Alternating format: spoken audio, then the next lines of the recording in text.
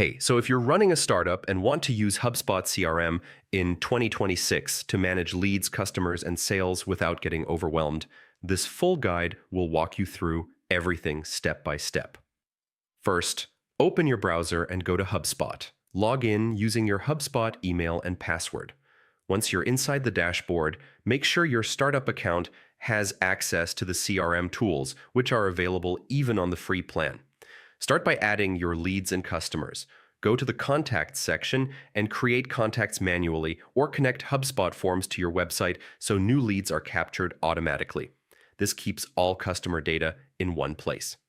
Next, organize your contacts using properties and lifecycle stages like lead, marketing qualified, sales qualified, and customer.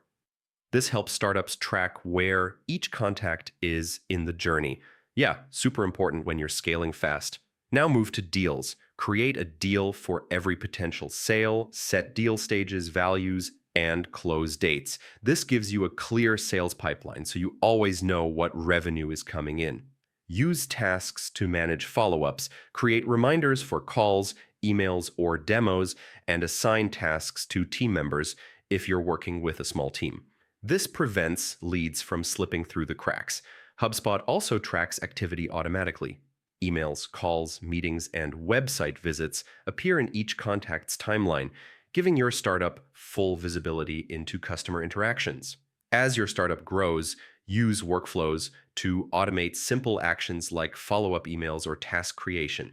Automation saves time and lets your team focus on growth instead of manual work. Finally, check dashboards and reports regularly.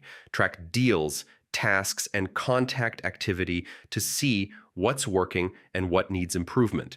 And that's it. By organizing contacts, tracking deals, using tasks, and adding light automation, startups can use HubSpot CRM to stay organized and grow efficiently. If this video helped, hit the like button, share it with your team, and don't forget to subscribe for more simple, step-by-step tutorials. I'll see you in the next one.